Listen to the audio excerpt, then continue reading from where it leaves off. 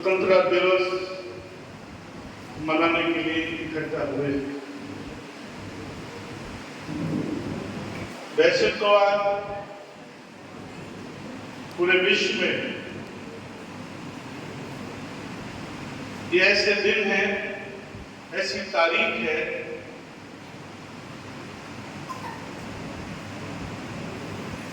जिसे कोई भी हिंदुस्तानी भूलता नहीं।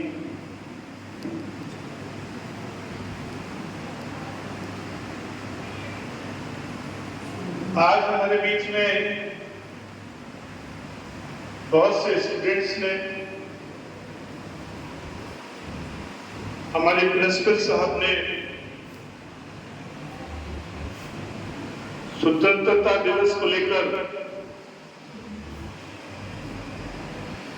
अपनी बातों को रखा। हमारे मंच पे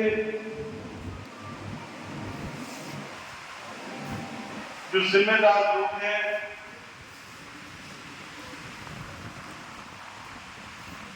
अनीस बेग साहब हैं, रविंद्र पाल जी हैं, शहीद सिद्दीकी साहब हैं, मुर्तजा साहब हैं, अमीन है, चिरंजीव हैं, ये सभी ऐसे लोग हैं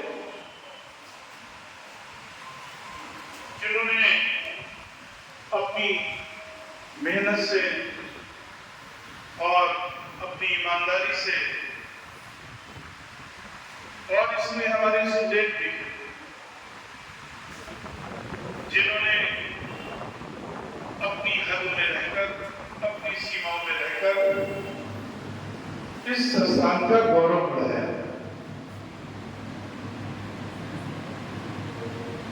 दोस्तों,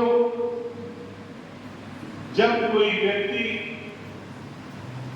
कोई इरादा कर ले, कोई अज़्म कर ले, तो करना चाहिए। हम इस जहान में आए तो हमारा कुछ तो ख्वाब होना चाहिए, हमारा कुछ तो मकसद होना चाहिए। हम अपने इस देश के लिए, अपनी फैमिली के लिए और अपनी सोसाइटी के लिए हमें क्या करना चाहिए और क्या हम कर सकते हैं। हिंदुस्तान में उन तमाम अमर शहीदों का, उन तमाम महापुरुषों का इतिहास में नाम लिखा हुआ है जिन्होंने देश के लिए सब कुछ कुर्बान किया। सरदार उधम सिंह जी का नाम आपने सुना होगा। जनरल डायर नाम के व्यक्ति जिसने जलियांवाले बाग में तमाम हिंदुस्तानियों को मार दिया था, जनरल डायर ने इरादा, जनरल डायर को मारने का इरादा सरदार उधम सिंह जी ने किया और उसी देश में जाकर उसको मारा। जब एपीजे कलाम ऐसी शख्सियत हिंदुस्तान को परमाणु बम से लैस करने का इरादा कर ले, तो परमाणु बम देकर हिंदुस्तान को मजबूत करके चला जाता। जब डॉक्टर अम्बेडकर जैसी शख्सियत इस देश को बेहतरीन, पूरी दुनिया में सबसे खूबसूरत संविधान देने का इरादा कर ले, तो संविधान भी देकर वो चले जाते। तमाम ऐसी शख्सियतें हैं, तमाम ऐसे लोग हैं जिन्होंने हर क्षेत्र में काम किया, हर क्षेत्र में उन्होंने इस देश को आगे बढ़ाया। अगर उसमें से आप भी एक कड़ी हो सकते हैं, लेकिन हम अपनी जिंदगी में आज आप इस पड़ाव पे हैं कि आप कोई एक नया जीवन शुरू करना हो। कोई लोग 3 साल में करेंगे, कोई 4 साल में करेंगे, कोई 5 साल में करेंगे। एक नया जीवन शुरू करना हो, इस देश को क्या देना है और अपनी फैमिली में किसे जोड़ना है। भी कुछ इरादा करो, उसके लिए सबसे पहली चीज होती है इंसानियत। नफरत की बात करने वाला कोई भी व्यक्ति उस नफरत की बात करने वाले व्यक्ति को कोई भी बात हो, ना वो नफरत का व्यक्ति बात करने वाला अच्छा हो सकता है, ना उसके फॉलोअर अच्छे हो सकते हैं। तो सबसे पहले कामयाबी जो पहले से गई वो इंसानियत, चाहे हमारे फादर ही क्यों ना हो, चाहे हमारे कोई धार्मिक गुरु ही क्यों ना हो, चाहे हमारे एजुकेशन से जुड़े हमारे टीचर ही क्यों ना हो, या चाहे हमारा कोई भी बहुत नजदीकी दोस्त ही क्यों ना हो, अगर वो गलत बात कहे तो उस पर अमल नहीं होना चाहिए। ईमानदारी बहुत बड़ी चीज है। इंग्लिश में भी कहा जाता है honesty is the best policy. अगर हम आगे बढ़ना चाहते हैं और हम ठीक रहना चाहते हैं, हमने कई बार इस बात को कहा है कि हर व्यक्ति की जिंदगी में 3 हिस्से होते हैं। एक हिस्सा वो होता है जो उसकी फैमिली होती है, उसके माँ बाप होते हैं, उसके बीवी बच्चे होते हैं। वो सही दिशा में जा रहे हैं या नहीं जा रहे हैं, समय समय पर समीक्षा होनी चाहिए। दूसरा उसका जो धार्मिक पार्ट है, जो मजहब है, रिलीजन है, उसमें हम कहां खड़े हैं, क्या हमारे अंदर ईमानदारी है? हम धार्मिक बातें तो करते हैं, मजहब को तो मानते हैं, लेकिन जो उसमें लिखा है क्या हम उस पर अमल कर रहे हैं? तीसरा, एक सोसाइटी, समाज, देश, इसको हम क्या दे रहे हैं? या सब हम अपने परिवार के बारे में कर रहे हैं, या हम सब अपने लिए ही सोच रहे हैं? अगर आपने ऐसा किया तो हम सिमट रहे हैं, हमारा एक दायरा हो रहा है। और इंसान का काम होता है, खुशबू का काम होता है फैलना। उसको फैलने की जरूरत है। जितना वो फैलेगा उतना लोगों को खुशबू देगा, लोगों को फायदा पहुंचाएगा। तो हमें जरूर इन चीजों पे गौर करना चाहिए और हमें कभी भी अपनी सीमाओं को लांघना नहीं चाहिए, कभी भी हमें हदें पार नहीं करना चाहिए। चाहे वो स्टूडेंट हो, चाहे वो टीचर हो, चाहे वो राजनीतिक व्यक्ति हो, कोई भी XYZ, सीमाओं में रहकर काम करना चाहिए। आज हम जिस दौर से गुजर रहे हैं, आप देख रहे हैं पूरी दुनिया परमाणु बम के मुहाने पर खड़ी है, आग लगी है, कितने लोग मर रहे हैं। एक तरफ यूक्रेन और रशिया का युद्ध चल रहा है, इनडायरेक्टली उसमें नाटो भी शामिल है। कहां हम खड़े हैं? एक तरफ फिलिस्तीन, इजराइल, हम ये तमाम, ईरान, ये लोग सब चले, क्या होगा पूरी दुनिया का?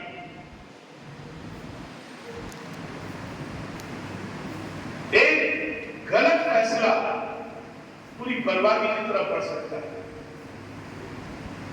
यह हिंदुस्तान एक ऐसा मुल्क है, जब मैं केरला गया, वहां पे एक बहुत बड़ा एजुकेशनल ग्रुप है, उसके प्रोग्राम में गया था। तो जब मैं वहां पहुंचा तो ऐसा नहीं है कि हिंदुस्तान में मुसलमान कोई बहुत बाद में, बहुत पहले अरब के लोग समंदर के जरिए अपना व्यापार करते थे। मैंने वहां स्थिति देखी, सुनी। हिंदुस्तान एक ऐसा, क्योंकि यहाँ पीस है, यहाँ अमन है, यहाँ शांति है। तो ये देश हमारा उसी रूप में अच्छा लगता है। गांधी जी को देख लीजिए आप, गांधी जी का रूप देख लीजिए, एक डंडा पकड़ के पूरे देश को इकट्ठा कर दिया और अंग्रेजों को भागने पर मजबूर कर दिया। क्या ले गए गांधी जी, क्या हमारे साथ ले गए? और इस देश के लोगों ने, कट्टरपंथी लोगों ने उनको गोली का निशाना बना दिया, उन्हें गलत साबित करने की कोशिश करते हैं। तो ऐसे शख्सियतों को सलाम करना चाहिए, उनको पढ़ना चाहिए, उनके जीवन को पढ़ना चाहिए। लेकिन आज हम कामयाबी की मंजिल तक पढ़ना चाहते हैं। आज हम एडमिशन लेकर कॉलेज में पढ़ाई भी नहीं करना चाहते, हमें डिग्री भी चाहिए और हमें नौकरी भी चाहिए। हम कहां ईमानदार हैं जब हमारे पास कुछ नहीं होगा? तो हम बच्चों को क्या देंगे? मैंने देखा है, मैं SRM में भी पढ़ा और मैंने ऐसे टीचर देखे, डिग्री कॉलेज में मैंने देखे टीचर बोलती हुई किताब, जो किताब में सीनों में उनके भरा है। लेकिन आज हम टेक्नोलॉजी के दौर में, आज हम खो गए। हमने अपना गुरु किसे बना लिया? गूगल को बना लिया। ना आज हम अपने माँ बाप से सीखना चाहते हैं, ना हम आज अपने बड़ों से सीखना चाहते हैं, ना आज हम अपने टीचर से सीखना चाहते हैं। किताबों में सब कुछ नहीं है, ये आप समझ लीजिए। किताब आपको उस सब्जेक्ट की नॉलेज दे सकता है, लेकिन आपको जनरल नॉलेज या तमाम चीजों की नॉलेज, बड़ों से कैसे बात की जाएगी, मां के सामने कैसे रहना है, बड़ों के सामने बड़े भाई से किस आवाज में बात करनी है, और एक अदब हमें जो है वो बड़ों से मिलता है। तो संस्कार हिंदुस्तान इसके लिए जाना जाता है। तो ये जरूर लेने की कोशिश करो। मोबाइल को अपना गुरु मत बनाओ। और ये मैं बता दे रहा हूं बहुत साफ लफ्जों में, कुदरत ने जब हमें इस जमीन पर भेजा है, पैदा किया है, तो हमें दो चीजें दी। एक हमें अक्ल दी है और एक हमें नफ्स दिया है। और ये नफ्स, ख्वाहिशें, तमन्नाएं, आरज़ुएं, इसकी भी जरूरत है इंसान। अगर ये नहीं होगा तो मेहनत नहीं करेगा। और अक्ल इसलिए दी है कि हम सही रास्ता चलें। और यही चीज कंप्यूटर है। एक रास्ता रॉन्ग है और एक राइट है, एक सही है और एक गलत है। तो हमें किस रास्ते पे चलना है ये हमारी अक्ल बताती है। और गलत रास्ते चलने के लिए हमारा नफ्स हमको परेशान करता है। तो इसलिए आप लोग मोबाइल में भी सही रास्ते को चुनिए, आप जिंदगी में भी बिल्कुल सही रास्ते को चुनिए। अगर आप मंजिल पार करना चाहते हैं, अगर आप बीमारियों से बचना चाहते हैं, अगर आप टेंशन फ्री रहना चाहते हैं, तो आपको पॉजिटिव बनना ही पड़ेगा। कहते नहीं है, एक व्यक्ति होता है डिस्ट्रक्टिव और एक व्यक्ति होता है पॉजिटिव। पॉजिटिव व्यक्ति क्या होता है? वो चीजों को शांत करता है। अरे कोई बात नहीं, पापा ने कह दिया, छोड़ो। बहन जो है समझाती है अपने भाई को, भाई समझाता है अपनी बहन को। और एक वो होता है जिसे 100 बातें बताई जाए, उसमें से वही चिन्हित करेगा जो फितने वाली होगी, डिस्ट्रक्टिव। तो हमेशा सामने देखो बैठा कौन है, पहले उसको आप भाप लो कि एक किस मिजाज का व्यक्ति है। अगर आपने भापा नहीं और अपना ध्यान देना शुरू कर दिया, तो फिर वो आपसे मुतासिर नहीं होगा और आपसे राजी नहीं होगा। और एक बहुत इंपॉर्टेंट बात कहने जा रहा हूं, ये जो तजर्बा है, ये जो अभी डॉक्टर राजन जी बोल रहे थे या अनीस बेग साहब हैं, जितने लोग बैठे हैं, रविंद्र जी हैं, ये एक्सपीरियंस लिए, तजर्बा लिए पढ़ाई के साथ साथ, तो इसे लेने की जरूरत है। मैं क्या कह रहा था, एक बहुत इंपॉर्टेंट बात आपसे कहना चाह रहा था, स्लिप हो गया बहरहाल। तो दोस्तों, आज जो 15 अगस्त है, इसका महत्व समझिए, इसको पढ़िए और गहराई से पढ़िए। अपना इल्म उछलता हुआ मत रखिए, अपने इल्म को कच्चा मत रखिए। नाकिस इल्म से ना घर का फायदा होता है, ना सोसाइटी का होता है, और ना देश को इसका फायदा होता है। गहराई वाला इल्म हासिल कीजिए जो टिकाऊ हो, गहराई में जाके गोते लगाइए, और गहराई में जब आप गोते लगाएंगे तब आप एक मजबूत ताकत हिंदुस्तान की आप लोग बनेंगे। इसलिए साथियों, आप अपनी जिंदगी की समीक्षा समय समय पे करते रहिए। हमारे टीचर बैठे हैं, अपने आप को बिल्कुल ये ना समझें कि हम बहुत क्वालिफाइड हो गए। मैं आज भी नहीं समझता हूँ, मैं आज भी 58 साल की मेरी उम्र हुई है, मैं आज भी अपने आप को ये समझता हूँ कि मैं जीरो पे खड़ा हूँ। कभी भी अपनी काबिलियत पर घमंड नहीं करना चाहिए। आप घमंड की, तकब्बुर की जो अना होती है, उसकी कितनी मंजिलें मालूम है आपको? कोई आदमी अपने पैसे पे घमंड करता है, कोई आदमी अपनी ताकत पे घमंड करता है, कोई आदमी अपने ओहदे पे घमंड करता है, और एक सबसे खतरनाक जो घमंड होता है वो है काबिलियत, इल्म। सबसे खतरनाक यही माना गया है।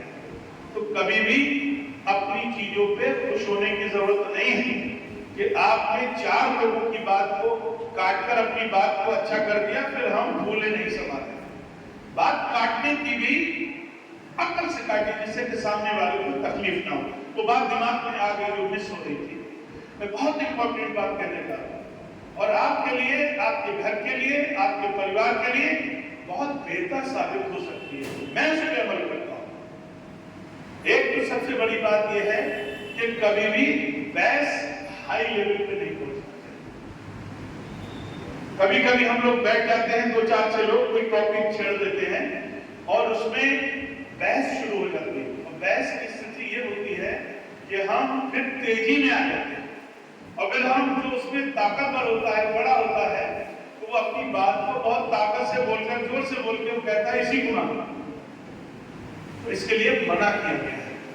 बहस भी बहुत खूबसूरत होनी चाहिए, और लिमिट में होनी चाहिए, दायरे में होनी चाहिए, और इल्मी बहस होनी चाहिए, ना कि वो बहस हो जिससे कि आपस में आपसे लोग नफरत करने लगे। जाहिर सी बात है, जब आप ज्यादा बहस करके बात करोगे तो फिर आपकी बात भारी हो जाएगी, 3 लोग आपसे हसद की बुनियाद पे अलग चले जाएंगे। एक और सबसे बड़ी बात मैं कहना चाह रहा हूं, जो आपके काम की है, जिससे हम लोग अनभिज्ञ हैं, और वो क्या चीज है? जब भी अपने बड़ों से मिलो या कभी अपने साथी से मिलो, और जब जुदा हो, एक सवाल जरूर उनसे करो कि हमें कुछ नसीहतें कर दीजिए, कुछ हमें दे दीजिए, नसीहतें कर दीजिए, मतलब कुछ हमें एडवाइस दे दीजिए कि हम जिंदगी में कैसे चलें। तो उन्होंने नसीहतें ली, और जो नसीहत दे रहे थे उन्होंने क्या कहा? जब उन्होंने अपनी नसीहतें दे दी, एडवाइस दे दी, तो उन्होंने भी ये कहा कि आप भी कुछ हमें नसीहतें दे दीजिए, कुछ एडवाइस दे दीजिए। तो दोस्तों, ये जिंदगी बहुत खूबसूरत है, इस जिंदगी को हर पल जीने की जरूरत है।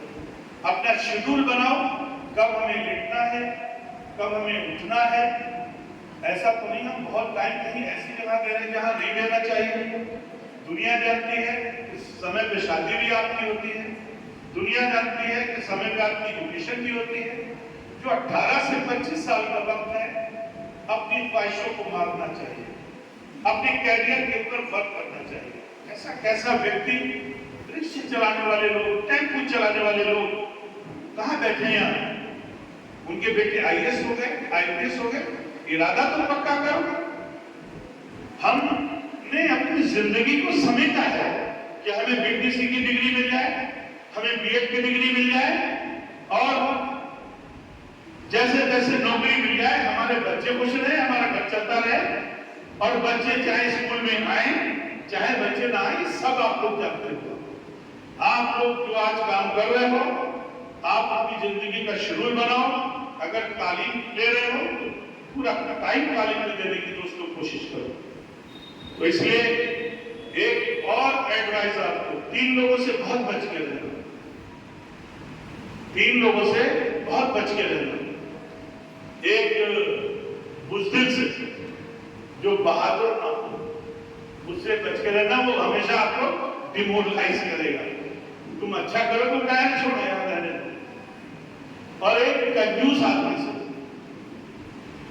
वो खुद भी नहीं खर्च करेगा, तुमसे भी कहेगा यार कहां खर्च कर रहे हो।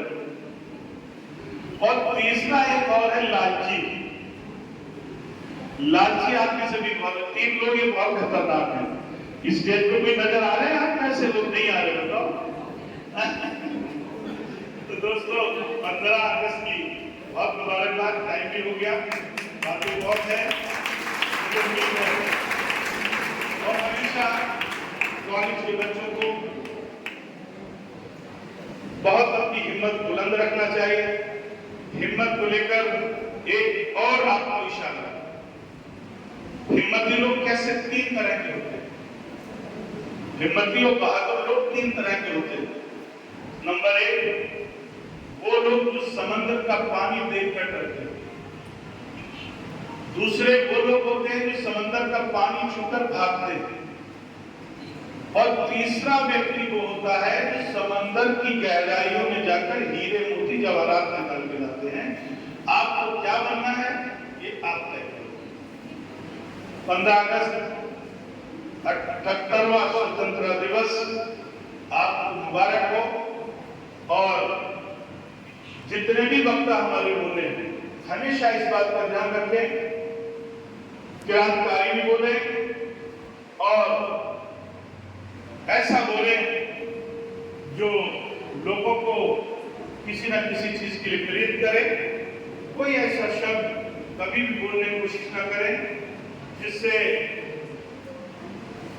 कुछ लोगों को दिक्कत हो। पॉजिटिव ही रहना चाहिए। आप मेरी राजनीतिक जीवन को देखना चाहते हैं? मैं इसी चीनी मिल में एक गुप्ता जी डीन थे, तो मेरा डेली बेसिस के रूप में अपॉइंटमेंट हुआ था, फिर परमानेंटली भी चल रहा था। लेकिन कुदरत ने वहां से मेरा पता नहीं जिंदगी में क्या लिखा है। इस बिशनपुर के लोगों ने जहां पर इतना प्यार दिया, ये हिंदुस्तान की खूबसूरती है।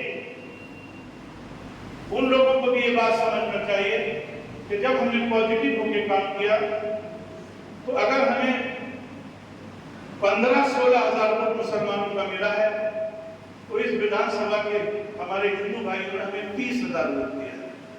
और एक बार नहीं 3 बार मुझे यहाँ से मैंने बनाया, क्योंकि यहाँ मुस्लिम वोट ज्यादा नहीं है। लेकिन आप कोशिश करके तो देखो, आपके साथ लोग खड़े होंगे। और जब आपकी ईमानदारी होगी और जब आप ईमानदारी से काम करेंगे तो लोग आपको साथ देंगे। मेरे जीवन में फैमिली वाला सुख भी कूट कूट के भरा है। मेरा स्पोर्ट्स में भी मैं नेशनल खेला, स्टेट यूनिवर्सिटी खेला, रोहेलखंड यूनिवर्सिटी के द्वारा इंटर यूनिवर्सिटी खेला। स्पोर्ट्स में मैंने बहुत, मैं भी परसों पासपोर्ट ऑफिस जा रहा था कल, तो मैंने फाइल बनाई, उसमें अपने सर्टिफिकेट देखे, बड़ी खुशी होती थी। हेलमेट थ्रो, डिस्कस थ्रो, और ये आपका जेवलिन थ्रो, हाई जंप, मैं हमेशा फर्स्ट आता था, बहुत इनाम लाता था। तो स्पोर्ट्स का भी मेरा जीवन बहुत अच्छा था। कल वो मैं जब क्या पासपोर्ट ऑफिस राजस्थान का लड़का बैठा था, तो उसने देखा सर इसमें तो आपकी 58 साल उम्र हो रही है, लेकिन आप 58 साल के लग नहीं रहे। तो मैंने क्या, वो कोई भी आदमी 58 साल का नहीं लगेगा जिसका दिलो दिमाग साफ हो, पॉजिटिव हो, ईमानदार हो और अच्छा धार्मिक हो। उस आदमी के चेहरे पे आपको यही लगेगा वो 58 का है, लगेगा 50 का। बहुत इंप्रेसिव हुआ वो, फटाफट उसने मेरा काम किया। तो हमेशा आप ये देखो कि चेहरा हमारा शीशे में कैसा लग रहा है। ऐसा तो नहीं, हमारे चेहरे का नूर गायब होता है, और चेहरे का नूर गायब कब होता है? जब आदमी वो घटिया बातें करता है उसको नहीं करनी चाहिए, हमेशा अच्छी बातें करनी चाहिए। तो वो आपके चेहरे पे रिफ्लेक्ट हो सकता है। मेरी जिंदगी की जो मैं बातें आपसे शेयर कर रहा हूँ, इसको जरूर आप अधिकृत कीजिए, इसको समझने की कोशिश कीजिए, ये तभी आपकी चीजें ठीक रहेगी। बहरहाल बातें बहुत हो गई, आप लोग सुबह के आए हुए हैं। आज 15 अगस्त के दिन हम लोग इस्लाम वितरण भी होता है, और नुक्ती का पहले बहुत चलन था। अब एक साथ में नुक्ती को लड्डू में तब्दील कर दिया। मैं चलो भाई, नुक्ती वो भी है, लड्डू भी है। तो इसलिए मैं सभी अपने स्टाफ के लोगों का, आप लोग इस कॉलेज की जान हैं, आपके ही से एक कॉलेज है। मेरे कॉलेज का एक टीचर, मेरे कॉलेज का एक 4th क्लास इम्प्लाई बाबू, बहुत से लोग ऐसे हैं जो फ्रंट पे आके काम कर रहे हैं, लेकिन बहुत से ऐसे हमारे स्टाफ के लोग हैं जो पर्दे के पीछे इतना काम कर रहे हैं कि वो मेरी आंखों से दूर नहीं है। हमारे स्टूडेंट भी काबिल तारीफ है कि उनके द्वारा कभी भी इस कॉलेज की कोई बदनामी हमें देखने को नहीं मिली। हमारी बच्चियां, हमारे छात्र, इनको भी ये चाहिए जिस संस्थान में आप हैं, ये संस्थान आगे बढ़े। और डी फार्मा आपको इस कॉलेज में मिल ही गया। इस बार बड़ा अचीवमेंट हुआ है कि बीसीए में पहली बार 42 बच्चों ने एडमिशन लिया, अभी बढ़ रहा है मुझे लगता है। उसके अलावा डी फार्मा में भी काफी एडमिशन हो चुके हैं। उसके अलावा हमारा लॉ कॉलेज का भी इसी कैंपस में इरादा है, और फिर इसके बाद डी फार्मा का भी इरादा है। मैं चाहता हूं कि इतिहास में कुछ हो जाए मेरे हाथ से, यहाँ के बच्चे बाहर ना जाएं, यहाँ के बच्चों को ईमानदारी से, यहाँ की बच्चियां इज्जत के साथ, यहाँ के स्टूडेंट इज्जत के साथ महसूस होकर अपनी शिक्षा पाएं और अपना कैरियर बनाएं, अपने बड़ों का रिस्पेक्ट करें, और खुद सीमाओं में और हदों में रहकर चलें, और अपने परिवार का जरूर ध्यान रखें। और गलत लोगों से बचने की बहुत ज्यादा जरूरत है। इसलिए मैं 15 अगस्त के दिन तमाम अमर शहीदों को याद करते हुए अपनी बाड़ी को विराम देता हूँ। बहुत बहुत शुक्रिया, बहुत बहुत